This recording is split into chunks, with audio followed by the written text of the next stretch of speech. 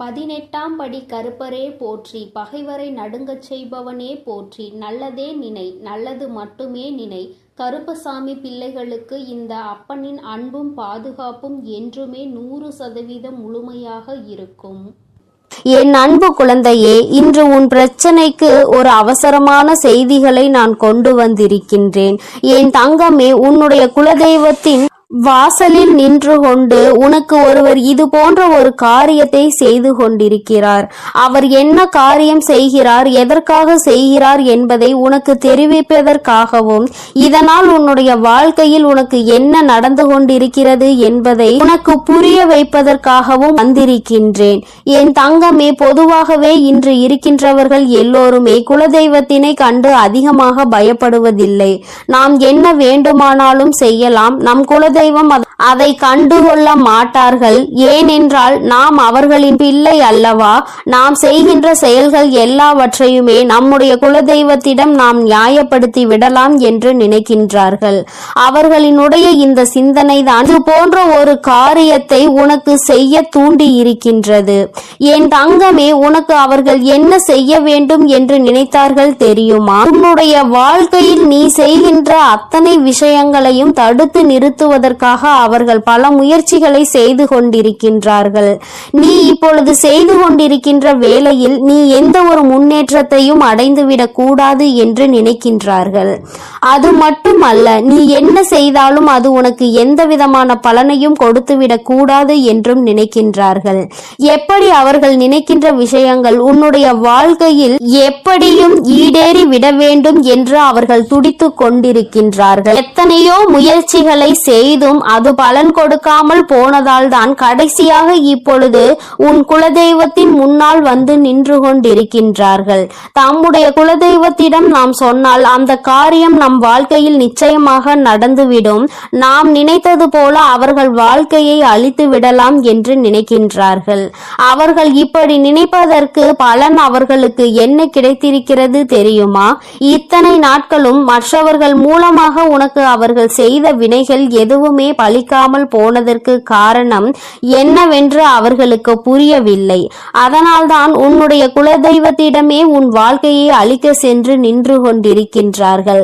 ஆனால் உண்மையான விஷயம் என்னவென்றால், அவர்கள் உனக்கு செய்த காரியத்தை எல்லாவற்றையுமே உன்னை நெருங்க விடாமல் முறியடித்ததே உன்னுடைய குலதெய்வம்தான். அது புரியாமல் குலதெய்வத்தின் வாசலில் நின்று கொண்டு உனக்கு இந்த செயலை செய்ய துணிந்து நிற்கின்றார்கள். இனி எப்படி இதிலிருந்து அவர்களை மீட்டெடுக்க வேண்டும் என்றுதான் இந்த தாயானவள் ஒரு யோசனையோடு இப்பொழுது உன் முன்னால் வந்து நின்று கொண்டிருக்கின்றேன்.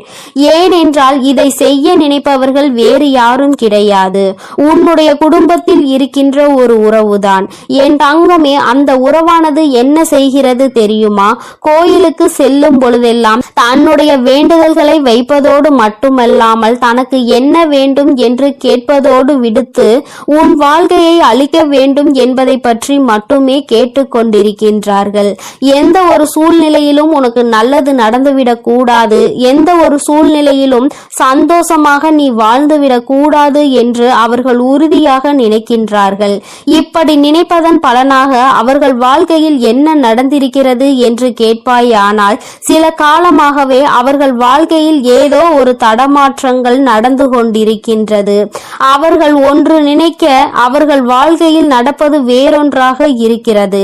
அவர்களின் வாழ்க்கையில் பிரச்சனைகள் வர வர அவர்கள் தெய்வத்திடம் சென்று என் பிரச்சனைகள் தீர்த்து கொடுங்கள் என்று கேட்கவில்லை. எனக்கு மட்டும் இத்தனை பிரச்சனைகளை கொடுக்கின்றாயே, அவர்களுக்கு ஏதாவது ஒரு பிரச்சனைகளை கொடுக்க கூடாதா என்றுதான் கேட்கின்றார்கள். இப்படி நினைக்கின்ற மனிதர்களை நாம் என்ன செய்ய முடியும்? என் தங்கமே, ஒரு முறை அல்ல, 2 முறை அல்ல, பல முறை அவர்களுக்கு எச்சரிக்கைகள் கொடுக்கப்பட்டது. இது போன்று செய்யக்கூடாது என்று அவர்களுக்கு உணர்த்தப்பட்டது. ஆனால் அதையெல்லாம் அவர்கள் கேட்டுக்கொள்வதாக இல்லை. அதனால்தான் இன்று அவர்கள் வாழ்க்கையில் மிகப்பெரிய பிரச்சனையை அவர்கள் சந்தித்து கொண்டிருக்கின்றார்கள். இன்று அவர்கள் சந்திக்கின்ற பிரச்சனையினால் உன் வாழ்க்கை சரியாகிவிட்டது. அவர்கள் தெரிந்தோ தெரியாமலோ தெரியாமலோ செய்த ஒரு விஷயத்தினால் உனக்கு தெய்வம் துணையாகி விட்டது. அம்மா சொல்கின்ற விஷயம் உனக்கு புரிகிறதா? என் தங்கமே, ஒருவர் உன்னை கெடுக்க வேண்டும் என்று நினைத்து உன்னை சுற்றி சுற்றி வந்து உன் வாழ்க்கையில் எதையாவது செய்துவிட வேண்டும் என்று நினைக்கின்றார்கள் என்றால் அந்த நேரத்தில் தெய்வம் உனக்கு துணையாக நிற்கும் என்பதை முதலில் நீ புரிந்து கொள்ள வேண்டும். அப்படியானால் இவர்கள் செய்த காரியத்தினால் உன் வாழ்க்கையில் நல்ல விஷயம்தான் நடந்திருக்கிறது. ஒருபோதும் அவர்கள் நினைத்தது உன் வாழ்க்கையில் பலிக்கப் போவது கிடையாது. அவர்கள் என்ன செய்ய வேண்டும் என்று நினைத்தார்களோ அது உன் வாழ்க்கையில் நடக்க போவது நிச்சயமாக கிடையாது. ஆனால் தெய்வம் உனக்கு அதிகப்படியான பாதுகாப்பை எப்பொழுதும் கொடுக்க தொடங்கிவிட்டது. உன்னுடைய இஷ்ட தெய்வமான இந்த வராகியும் சரி, இனிமேல் உன்னுடைய வாழ்க்கையில் உனக்கு கொடுக்க வேண்டும் என்று நினைப்பதை சரியாக கொடுத்து விடுவார்கள். யாரெல்லாம் உன் வாழ்க்கையில் உன்னை அழிக்க நினைத்தார்களோ அவர்கள் எல்லாம் இனிமேல் தானாகவே அழிந்து போவார்கள். வாழ்க்கையில் பல கஷ்டங்களை கொடுத்தவர்கள் இன்று அதே கஷ்டத்தினால் வாழ்க்கையில் பல துன்பங்களை சந்திக்க போகின்றார்கள். என் தங்கமே, அதனால் இன்றிலிருந்து நீ மன நிம்மதியோடு இருக்க வேண்டும். என் தங்கமே, உன்னுடைய வாழ்க்கையை அழிக்க வேண்டும் என உன் வாழ்க்கையில் பல திருப்பங்களை ஏற்படுத்த நினைத்தவர்கள் இப்பொழுது அவர்கள் வாழ்க்கையில் சில ஏமாற்றங்களை சந்தித்து இருக்கின்றார்கள். அவர்கள் நினைத்தது எதுவுமே உன் வாழ்க்கையில் நடக்காமல் தெய்வம் உன் வாழ்க்கையில் பல நல்ல விஷயங்களை அரங்கேற்ற போகின்றது. இனி உன் வாழ்க்கையில் நடக்கும் ஒவ்வொரு செயலும் உன் வாழ்க்கைக்கு ஏற்ற திருப்பத்தை கொடுத்து இந்த தாயானவளினுடைய ஆசீர்வாதங்களால் உனக்கு நல்லது மட்டுமே நடக்க போகின்றது. என் தங்கமே, உனக்கு நல்லதை கொடுக்க வேண்டும் என்று நான் முடிவெடுத்து விட்ட பிறகு இனி எந்த ஒரு செயலும் உன் வாழ்க்கையில் உனக்கு பாதிப்பினை கொடுக்காது. தீமை செய்பவர்கள், கெட்டதை நினைப்பவர்கள் நிச்சயமாக ஒரு நாள் மனம் வருந்துவார்கள். எதற்காக நாம் குலதெய்வத்தின் முன்னால் நின்று இது போன்ற தவறான காரியத்தை செய்தோம் என்று அவர்கள் குலதெய்வத்தினாலேயே தண்டிக்கப்படுவார்கள். குலதெய்வம் அவர்களுக்கு தண்டனையை எப்படி கொடுக்கும் தெரியுமா? எதையெல்லாம் அவர்கள் உன் வாழ்க்கையில் செய்ய நினைத்தார்களோ அதையெல்லாம் தெய்வம் அவர்களுக்கு கொஞ்சம் கொஞ்சமாக கொடுத்துவிடும். அதனால் அவர்கள் வாழ்க்கையில் இனிமேல் ஒரு நாளும் இது போன்ற தவறுகளை யாருக்கும் செய்யக்கூடாது என்று நினைப்பார்கள். என் தங்கமே, இந்த தாயானவள் இன்று சொன்ன விஷயம் ஒன்றே ஒன்றுதான். என் தங்கமே, உன்னுடைய வாழ்க்கையில் ஒருவர் உன்னை அழிக்க உன்னுடைய குலதெய்வத்தை நாடி சென்றிருக்கின்றார். அங்கே உன்னுடைய குலதெய்வம் அவருக்கு கொடுத்த பரிசு உன்னுடைய வாழ்க்கையில் உனக்கு பாதுகாவலாக வந்து நின்று விட்டது. உன் குலதெய்வம் உனக்கு துணையாக நின்று கொண்டிருக்கிறது என்பதை தான் அம்மா உனக்கு சொல்கின்றேன். என் தங்கமே, இந்த தாயானவள் காதார கேட்டதையும் கண்ணால் கண்டதையும் உனக்கு சொல்லிவிட்டேன். இனிமேல் யாரேனும் நமக்கு எதையும் செய்து விடுவார்களோ என்று நினைத்து நீ பயப்படாதே. அவர்கள் உனக்கு காவலாக வந்ததற்கு காரணமே இவர்கள் குலதெய்வத்திடம் சென்று சொல்லி குலதெய்வம் செய்யாமல் போன விஷயத்தை அவரிடமும் சென்று கேட்க கூடாது என்பதற்காகத்தான். உனக்கு பாதுகாவலாக இனிமேல் உன் குலதெய்வம் உன் வாசலிலேயே நின்று கொண்டிருப்பார்கள் என்பதை மட்டும் நினைவில் வைத்துக்கொள். இனி என்றுமே உன்னுடைய வாழ்க்கையில் உனக்கு முழுமையான சந்தோஷம் மட்டுமே கிடைக்கும். உன்னை அழிக்க நினைத்தவர்கள் முன்னிலையில் நீ நல்லபடியாக வாழ்ந்து காட்ட போகிறாய். என் தங்கமே, உன்னுடைய குலதெய்வத்தினுடைய ஆசீர்வாதத்தோடு உன் வாழ்க்கையில் இனி எல்லாமே உனக்கு நன்மையாக மட்டுமே நடக்க போகிறது. அவர்கள் எப்பொழுதும் உன்னை பாதுகாத்து கொண்டும் அரவணைத்து கொண்டும் இருக்கின்றார்கள். என் தங்கமே, உனக்கு கெடுதல் செய்பவர்கள் யாராக வேண்டுமானாலும் இருக்கட்டும், அதற்கான தண்டனையை அவர்கள் கூடிய விரைவில் அவர்களினுடைய வாழ்க்கையில் சந்தித்தே தீருவார்கள் என்பதில் எந்த ஒரு மாற்று கருத்துமே கிடையாது. என் தங்கமே, அதனால் நீ எதை நினைத்தும் கலங்க வேண்டாம், எதை நினைத்தும் பயப்பட வேண்டாம். உன்னோடு உனக்கு துணையாக உன் வராகி அம்மாவும் உன்னுடைய குலதெய்வமும் எப்பொழுதும் இருந்து கொண்டிருப்போம் என்பதை நினைவில் வைத்துக்கொண்டு உன்னுடைய வாழ்க்கையை நீ சந்தோஷமாக வாழ்ந்து கொண்டே இருந்தால் போதும். நீ நல்லதையே நினைக்கும் பொழுது உன் வாழ்வில் எப்பொழுதும் உனக்கு நல்லது மட்டுமே நடக்கும் என்பதை நீ முழுமையாக நம்ப வேண்டும். எல்லாம் நன்மைக்கே. என் அன்பு பிள்ளையே, இப்போது உன் வாழ்வில் என் வரவின் தேவை இருப்பதால் தான் அவசியமாக உன் குலதெய்வம் உன்னை தேடி வந்துள்ளேன். இது உன் கண்ணில் பட்டுள்ளது என்றாலே உன் தேவைகள் எல்லாம் நிறைவேறி உன் வேண்டுதல்கள் எல்லாம் அரங்கேற போகிறது என்பதை புரிந்து கொண்டு நான் சொல்ல வருவதை முழுமையாக கேட்டு முடிக்க வேண்டும் என் செல்லமே. இந்த குலதெய்வத்தின் வாக்கை தவறவிடாமல் கேட்டுவிடு. உன் வாழ்வில் நடக்க வேண்டியது எல்லாம் நிறைவாய் நடந்து முடியும். இப்போது உன் மனதில் இருக்கக்கூடிய குறைகளும் உனது மனதில் இருக்கக்கூடிய கவலைகளும் எப்போதும் எதையாவது சிந்தித்து கொண்டே இருக்கும். உன்னுடைய தவறும் எல்லாவற்றையும் புரிந்ததால் தான் உன்னுடைய குலதெய்வம் இப்பொழுது உன்னிடம் பேசுவதற்காக வந்திருக்கிறேன். உன்னிடம் சொல்லி தைரியத்தையும் சமாதானத்தையும் கொடுப்பதற்காக அவசரமாக ஓடோடி வந்தேன். நீ பல நேரங்களில் என்னை நினைப்பதையும் வணங்குவதையும் மறந்து விடுகிறாய். ஆனால் உன் குலத்தை காக்கும் உன் குலதெய்வம் நான் எப்படி உன்னை மறக்க முடியும்? நீ என்னுடைய வம்சம் அல்லவா? நீ என்னுடைய சன்னதி அல்லவா? உன்னை எப்படி நான் வெறுக்க முடியும்? நான் நிச்சயம் உன்னை காப்பாற்றுவதற்காக கடமைப்பட்டுள்ளேன். உன்னுடைய பிரச்சனைகளில் இருந்து உன்னை மீட்டெடுப்பதற்காக ஓடோடி வந்துள்ளேன். நித்தமும் ஏதாவது ஒரு வகையில் நல்லது நடந்துவிடும் என உன் வராகி அம்மாவை நீ வணங்கிக் கொண்டிருக்கிறாய். ஆனால் எதுவும் நல்லது நடக்கவில்லையே என மனதிற்குள் வருத்தத்தோடு சுற்றி திரிகிறாய். இப்போது நானே உன்னை தேடி வந்து விட்டேன். உன் மனமானது நான் சொல்வதை முழுமையாக கேட்டாலும் கூட அதை எந்த அளவிற்கு நீ நம்பிக்கையோடு ஏற்றுக்கொள்கிறாய் என்பதை உன்னால் அறிய முடியும் தானே.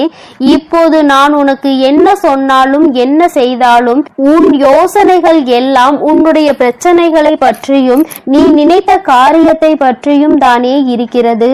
பிரச்சனைகளில் இருந்து எப்படி வெளிவரப் போகிறோம், நான் நினைத்த காரியத்தில் எப்படி வெற்றியை அடைய போகிறேன் என்று நித்தமும் நீ சிந்தனையில் மூழ்கி இருப்பதால் எதையும் யோசிக்க முடியாமல் தெளிவான முடிவு எடுக்க முடியாமல் தடுமாறுகிறாய். உன்னுடைய எல்லா பிரச்சனைகளுக்குமான தீர்வை உன்னால் மனதிற்குள் அமர்ந்து கொண்டு நான் சொல்லிக்கொண்டே இருப்பதன் ஏன் உன்னால் கேட்க முடியவில்லை? என் செல்லமே, என் மீது அசைக்க முடியாத ஆழமான நம்பிக்கை வைத்திருப்பவர்களில் நான் ஒருபோதும் தோற்று போக விடமாட்டேன். நீ பல நேரங்களில் என்னை வணங்கியது கிடையாது. உன் குலதெய்வம் நான் தான் என்பதை கூட நீ யோசித்து உணர்ந்தது கிடையாது.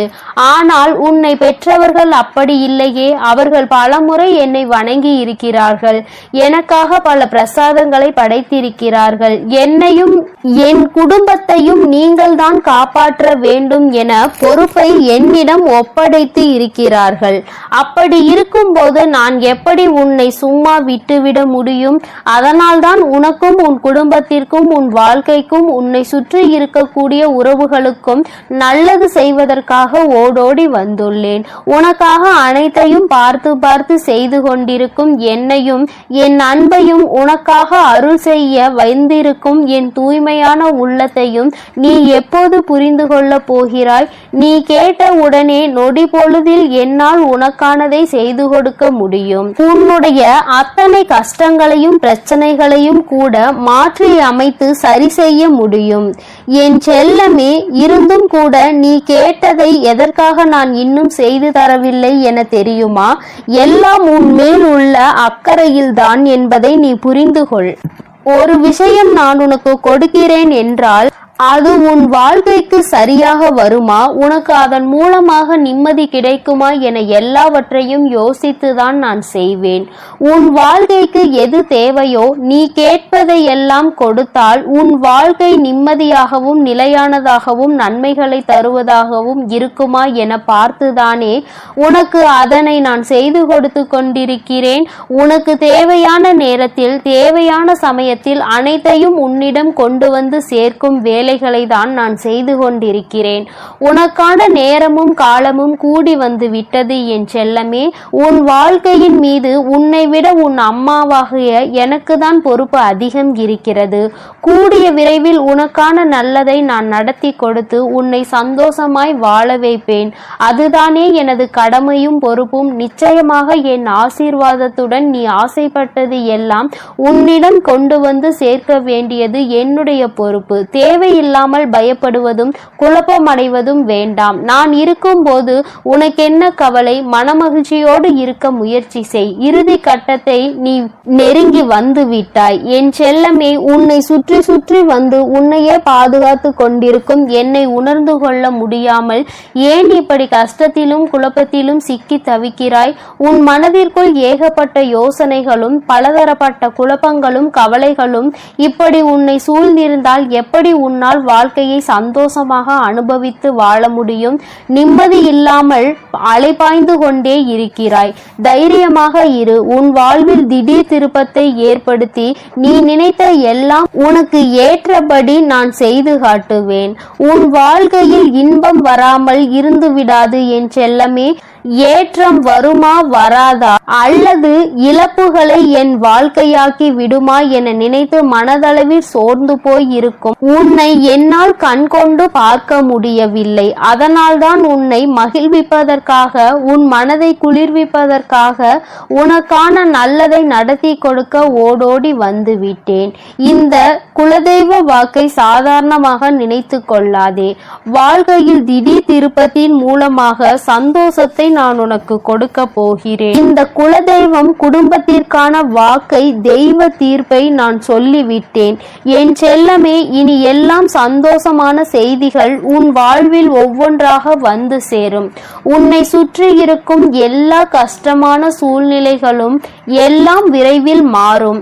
மாற்றம் ஒன்றுதானே மாறாதது. எந்த விஷயம் உன் மனதை காயப்படுத்தி இருக்கிறதோ, எந்த விஷயம் உனக்கு வேதனையை தந்து கொண்டிருக்கிறதோ அதை நீ சொல்லிதான் நான் தெரிந்து கொள்ள வேண்டும் என்ற அவசியம் கிடையாது. எல்லா பிரச்சனைகளையும் எல்லா கஷ்டங்களையும் சரி செய்து உன் வாழ்க்கையை சந்தோஷமானதாகவும் உனக்கு சாதகமானதாகவும் நான் மாற்றி அமைப்பதற்காக தானே எல்லா வேலைகளையும் செய்து கொண்டிருக்கிறேன். யார் உன் மனதை நோகடித்தாலும் அவர்களுக்கு தக்க பதிலடி கொடுக்க நான் தயாராகி விட்டேன். உன் வாழ்க்கையில் நல்ல மாற்றங்களை உண்டாக்கி உன்னை முன்னுக்கு கொண்டு வர வேண்டியதுதான் என்னுடைய வேலை. இனி ஒருபோதும் நான் உனக்கு நல்லது செய்யாமல் இருக்க மாட்டேன். என் அன்பு குழந்தையே, என்னுடைய குடும்ப விளக்கான உனக்கு நல்லது செய்யாமல் என் தலைமுறையையும் என் வம்சாவளியான என் அன்பு குழந்தையான உனக்கு செய்யாமல் வேறு யாருக்கு நான் நல்லது செய்ய போகிறேன்? நீ சற்றும் எதிர்பாராத விதத்தில் எல்லாமே திடீரென மாறப்போகிறது. நீயே என்னை தேடி வந்து என் கண்கள் எதிரே ஆனந்த கண்ணீர் வடித்து கொண்டே நிற்க போகிறாய். அந்த அளவிற்கு எல்லாவற்றையும் நான் ஆசீர்வாதத்தோடு நான் உனக்கு செய்து முடிப்பேன். பொறுத்திருந்து பார் என் செல்லமே. மீண்டும் மீண்டும் நீ எனக்கு நன்றி சொல்லும்படி எல்லாம் நல்ல விஷயங்களும் உன் வாழ்வில் நிகழும். என் வாக்கு ஒருபோதும் பொய்யாகாது. பொய்யாகும்படி நான் விட்டுவிட மாட்டேன். நீ சிரித்து கொண்டே ஆனந்த கண்ணீர் வடிக்கக்கூடிய அந்த சந்தோஷ நிலையை பார்ப்பதற்காக நானும் காத்து கொண்டிருக்கிறேன். கூடிய விரைவில் எல்லாம் நல்லபடியாக நடக்கும். என்னுடைய கண் பார்வை உன் மீதுதான் இருக்கிறது. என்னுடைய அனுமதி இல்லாமல் உன் வாழ்வில் எதுவும் நடக்காது. தவறான விஷயங்களோ நல்ல விஷயங்களோ எதுவாக இருந்தாலும் உன் வாழ்வில் நடக்கவே நடக்காது. உன்னை நெருங்கவும் நெருங்காது. அனைத்தையும் நான் சரி செய்வேன். உன்னை சந்தோஷமாய் வாழ வைப்பதற்காகவே உன் வாழ்வில் அற்புதங்களை நிகழ்த்தி காட்டுவேன். எல்லாமே நன்மைக்கு என நம்பிக்கையோடு காத்திரு என் செல்லமே. உன் வாழ்க்கை நீ நினைத்ததை போலவே சொர்க்கமாக இருக்க போகிறது. உன்னை கஷ்டப்படுத்திய துன்பங்களும் காயப்படுத்திய உறவுகளும் உன்னை விட்டு விலகப் போகிறார்கள். எல்லாமே இனி நீ நினைத்தபடி வெற்றிகரமாக நான் உனக்கு நடத்தி முடித்து கொடுக்க போகிறேன். நீ நினைத்த விஷயங்களை எல்லாம் நல்லபடியாக நடக்க செய்து உன்னை நான் எப்பொழுதும் ஆசீர்வதித்து கொண்டே இருக்க போகிறேன். என் தங்க பிள்ளையே, அதனால் நீ எதற்காகவும் கலங்காதே. எதை நினைத்தும் வருந்தாதே. நீ நல்லதையே நினைத்தால் உன் வாழ்வில் எப்பொழுதும் உனக்கு நல்லது மட்டுமே நடக்கும். ஓம் சக்தி, ஓம் ஆதிபரா சக்தி, ஓம் ஸ்ரீ வராகி தாயே போற்றி போற்றி. என் அன்பு பிள்ளையே, நீண்ட நாட்களுக்கு பிறகு உன்னுடைய குலதெய்வத்திடம் இருந்து உனக்கு நல்ல குறி ஒன்று வந்திருக்கின்றது. என்னிடம் இருந்து உனக்கு நல்ல செய்தி ஒன்று வந்திருக்கிறது என்றால் நீ எத்தனை புண்ணியங்கள் செய்திருக்கிறாய் என்பதை ஒரு நிமிடம் உணர்ந்து கொள். உன் வாழ்க்கையில் எதுவும் எந்த ஒரு காரண காரியங்களும் இல்லாமல் நிச்சயமாக நடப்பது கிடையாது. என் தங்கமே, நீ 1000 தெய்வங்களை வணங்கினாலும் சரி, குலதெய்வத்தினுடைய அருள் இருந்தால்தான் ஒரு உயரிய வாழ்க்கையை நீ வாழ முடியும். உன்னுடைய வாழ்க்கையில் எல்லா நன்மைகளையும் நீ பெற முடியும் என்பது நிதர்சனமான உண்மை அல்லவா? என் தங்கமே, அதுபோலதான் இந்த ஒரு பரிகாரத்தை நீ செய்வாயானால், உன்னுடைய குலதெய்வத்தினுடைய அருளோடு நீ இதனை செய்வாயானால், அந்த பரிகாரம் வெகு விரைவாகவே உனக்கு வெற்றியினை கொடுத்துவிடும். என் தங்கமே, அப்படிப்பட்ட குலதெய்வம் உன்னுடைய இல்லத்தில் நிரந்தரமாக இருக்க வேண்டும் என்றால் நிச்சயமாக நீ அதற்கு என்ன செய்ய வேண்டும் என்று தெரிந்து கொள்ள வேண்டும் அல்லவா? உன்னுடைய குலதெய்வம் உன் இல்லத்தில் நிரந்தரமாக இருக்க வேண்டும் என்று நீ ஆசைப்படுகின்றாய் அல்லவா? அந்த ஆசையை உன் அம்மா நான் உனக்கு இன்று நிறைவேற்றி தரப்போகின்றேன். என் தங்கமே, அதற்கான வாய்ப்புகள் சற்று குறைவாக தான் இருக்கிறது என்றாலும், குலதெய்வம் உன் வீட்டிற்கு வரும்பொழுது அவர்கள் உனக்கு எல்லா நன்மைகளையும் வழங்க வேண்டும் என்று நினைப்பது நியாயமான கோரிக்கை தானே? என் பிள்ளையே, நீ நினைப்பது நியாயம்தானே? அவர்களை அங்கே நிரந்தரமாக உன்னால் குடியிருக்க வைக்க முடியாவிட்டாலும் என்று அவர்கள் உன் இல்லத்திற்கு வருகின்றார்களோ அந்த நாளில் உன்னுடைய வேண்டுதல்களை எல்லாம் அவர்கள் நிறைவேற்றி தர வேண்டும் என்று நீ நினைப்பது நியாயம்தான். அதை ஒருபோதும் உன் அம்மா நான் தவறு என்று சொல்ல மாட்டேன். என் தங்கமே, அப்படி குலதெய்வம் உனக்கு அனைத்து நன்மைகளையும் வழங்குவதற்கு உன்னிடத்தில் நீ என்ன செய்ய வேண்டும் தெரியுமா? என் தங்கமே, அம்மா சொல்கின்ற இந்த விஷயத்தை கவனமாக நீ கவனித்து நீ அதனை செய்து பார். நிச்சயமாக உன்னுடைய குலதெய்வம் உனக்கு எல்லா அருளையும் வழங்குவார்கள். அங்கே நிரந்தரமாக குடியிருக்காவிட்டாலும் உன்னுடைய தேவைகளையும் உன் வாழ்க்கையில் இருக்கின்ற கஷ்டங்களையும் உனக்கு நீக்கி தருவார்கள். என் தங்கமே, ஒரு எலுமிச்சை பழமும் ஒரு 3 1 நாணயங்களும் உன்னிடத்தில் இருந்தால் போதும்.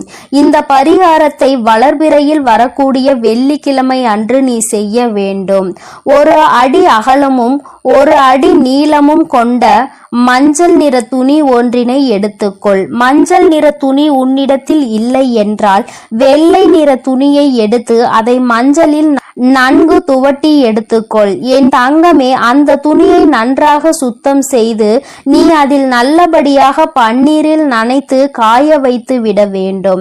அதன் பிறகு அந்த துணியினை விரித்து அதில் 3 1 நாணங்களை முக்கோண வடிவில் வைக்க வேண்டும். என் குழந்தையே, அம்மா சொல்வது உனக்கு புரிகின்றது என்று நான் நினைக்கின்றேன்.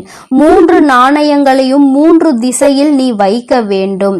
ஒன்றுக்கு ஒன்று எதிர் திசையில், இன்னொன்று நடுவில் நீ வைக்க வேண்டும்.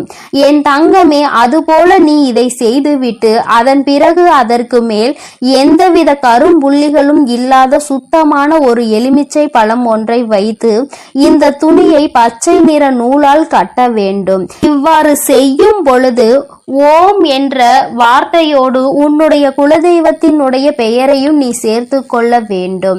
என் தங்கமே, உன்னுடைய குலதெய்வத்தினுடைய பெயர் உனக்கு தெரியவில்லை என்றால் ஓம் குலதெய்வமே நமக என்று நீ கூற வேண்டும். அப்படி நீ கூற வேண்டும். அப்படி கூறிக்கொண்டே இந்த மூட்டையை நீ கட்டிவிட வேண்டும். நீ கட்டிய இந்த மூட்டையை வீட்டு நிலைவாசலில் நீ மாட்டிவிட வேண்டும். என் தங்கமே, நிலைவாசல் என்பது நான் உனக்கு ஏற்கனவே உன்னிடம் சொல்லி இருக்கின்றேன் அல்லவா, குலதெய்வங்கள் வாசம் செய்கின்ற இடம் என்று. உன்னுடைய குலதெய்வம் அங்கே வாசம் செய்கின்றார்கள் என்றால் நீ அங்கேதானே இதை செய்ய வேண்டும். அம்மா சொல்வது உனக்கு நன்றாக புரிந்திருக்கும் என்று நினைக்கின்றேன். என் தங்கமே, செய்யும் பொழுது மனதிற்குள் முழுவதும் உன்னுடைய குலதெய்வத்தினுடைய அருள் உனக்குள் நிச்சயமாக வந்துவிடும். நீ வாழ்க்கையில் எதையும் சாதித்து காட்டிவிடலாம் என்ற நம்பிக்கை மட்டும் உனக்குள் இருந்தால் போதாது, அவர்களின் மனதையும் நீ குளிர்விக்க வேண்டும் அல்லவா? என் தங்கமே, உன்னுடைய குலதெய்வத்தை மனதார வணங்கி அவர்களினுடைய நாமம் உனக்கு பெயர் தெரிந்தால் அவர்களின் பெயரை சொல்லி நமக என்று சொல். இல்லை என்றால் குலதெய்வமே நமக என்ற பிரணவ மந்திரத்தை முன்னால் சேர்த்து நமக என்று நீ சொன்னால் போதும். என் தங்கமே, உனக்கு ஒரு சந்தேகம் ஏற்பட்டிருக்கலாம். மஞ்சள் நிற துணி இல்லை என்றால் அந்த வெள்ளை நிற துணியில் மஞ்சளை தேய்த்த பிறகு அதனை எப்படி பன்னீரில் நனைக்க முடியும்? வண்ணம் போய்விடாதா என்று. என் தங்கமே, நீ அப்படி உனக்கு சந்தேகம் இருக்கிறது என்றால் பன்னீரை மஞ்சளில் கலந்து அதை எடுத்து நீ காய வைத்து விடு. என் குழந்தையே, இப்பொழுது உனக்கு இந்த சந்தேகம் பூர்த்தியாகி இருக்கும் என்று நான் நினைக்கின்றேன். என் தங்கமே, இந்த அம்மா உனக்கு ஒரு விஷயத்தை கொண்டு வந்து சேர்க்கிறாள் என்றால் அதில் 1000 நன்மைகள் உனக்கு கிடைக்கும் என்பதை நீ புரிந்து கொள்ள வேண்டும். அம்மா உன்னிடத்தில் எதையுமே காரணம் இல்லாமல் சொல்வது கிடையாது. தேவையில்லாமல் உன்னுடைய நேரத்தை நான் வீணடிப்பதும் கிடையாது.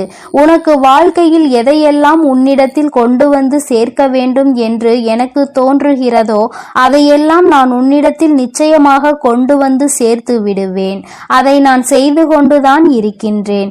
உனக்கு கஷ்டங்கள் வரும்பொழுது என் குழந்தை நீ துவண்டு போகாதே. என் தங்கமே, உன்னுடைய குலதெய்வத்தினுடைய அருள் உனக்கு எப்பொழுதும் தேவைப்படுகின்றது. என் தங்கமே, அந்த அன்பையும் அருளையும் நீ நிரந்தரமாக பெற்றிருக்க வேண்டும் என்றால் நீ இதை செய்து பார். நிச்சயமாக உனக்கு பலன் கிடைக்கும். என் தங்கமே, நான் உனக்கு இதனை சுருக்கமாக சொல்கிறேன். இன்னொரு முறை தெளிவாக புரிந்து கொள். என் தங்கமே, மஞ்சள் நிற துணியை எடுத்துக்கொண்டு அதில் 3 1 நாணயங்களை நீ முக்கோண வடிவில் வைத்துவிட்டு அதனுள் ஒரு நல்லதொரு எலுமிச்சை பழம் வைத்து அதனை நீ கட்டிவிட வேண்டும். நீ கட்டிய அந்த மூட்டையை உன்னுடைய நிலைவாசலில் நீ கட்டிவிட வேண்டும். என் தங்கமே, அதை நீ உள்புறமாக கட்டிவிடு. வெளிப்புறமாக தெரியும்படி கட்ட வேண்டாம். உள்புறமாக கட்டி தொங்கவிட்டால் போதும். நிச்சயமாக உன் குலதெய்வத்தின் அருள் அங்கு நிரந்தரமாக நிற்கும் என்பதை நீ புரிந்து கொள்வாய். என் தங்கமே, நீ தினமும் வீட்டில் பூஜைகளை செய்யும் பொழுது தீப தூப ஆராதனைகளை காட்டும் பொழுது நீ அதற்கும் சேர்த்து காட்டி வர வேண்டும். என் தங்கமே, ஒரு விஷயத்தை தெளிவாக புரிந்து கொள். எத்தனை தெய்வங்களை நீ வணங்கினாலும் சரி, எத்தனை பேரை நீ கையெடுத்து வணங்கினாலும் சரி, எதுவாக இருந்தாலும் உன்னுடைய குலதெய்வத்தினுடைய அருள் இருந்தால் மட்டும்தான் மற்றவர்கள் உனக்கு உதவி செய்வார்கள் என்பதை நீ புரிந்து கொள்ள வேண்டும். நான் உனக்கென்று ஒன்றை செய்ய நினைக்கும் பொழுது உன்னுடைய குலதெய்வம் அதை தடுத்து நிறுத்திவிட்டால் நிச்சயமாக அதை என்னால் ஒருபோதும் அவர்களை மீறி செய்துவிட முடியாது. அதனால் உனக்கென்று நான் தர நினைப்பதை கூட அவர்களினுடைய அனுமதியோடுதான் நான் நிச்சயமாக உனக்கு கொடுக்கிறேன் என்பதை நீ புரிந்து கொள். என்னாலும் குலதெய்வத்திற்கு முக்கியத்துவம் கொடுக்க வேண்டும். என் தங்கமே, நீ அதனை புரிந்து கொண்டு நடக்கின்ற வேளையில் நிச்சயமாக உனக்கு குலதெய்வத்தினுடைய ஆசீர்வாதங்களும் அருளும் எப்பொழுதும் நிலைத்திருக்கும். என் தங்கமே, வருடத்திற்கு ஒரு முறையாவது உன் குலதெய்வத்தை சென்று அவர்களின் இடத்திற்கே சென்று நீ அவர்களை வணங்கி வர வேண்டும். என் தங்கமே, குலதெய்வத்தை தேடி செல்லும் பொழுது உன்னுடைய இல்லத்தில் வாங்கி வைத்திருக்கின்ற சர்க்கரையை நீ எடுத்து செல். அதனை அங்கு சென்று வாங்கி வைக்க கூடாது. குலதெய்வ கோயிலுக்கு செல்லும் பொழுது எந்த பொருளையும் நீ கொண்டு செல்வதாக இருந்தாலும் அதை ஏற்கனவே உன்னுடைய இல்லத்தில் வாங்கி வைத்து எடுத்து செல்வதாக தான் இருக்க வேண்டுமே தவிர அங்கு சென்ற பிறகு அந்த இடத்தில் இருந்து வாங்கி நீ அவர்களுக்கு அதனை கொடுக்க கூடாது. என் தங்கமே, உன்னுடைய குலதெய்வத்திற்கு எப்பொழுதும் உன்னுடைய இல்லத்தில் இருந்துதான் நீ செய்ய வேண்டிய காரியங்களை எல்லாம் எடுத்து செல்ல வேண்டும். இதுவெல்லாம் நீ ஏற்கனவே அறிந்ததாக இருந்தாலும் அம்மா மீண்டும் உனக்கு ஒருமுறை ஞாபகப்படுத்துகிறேன்.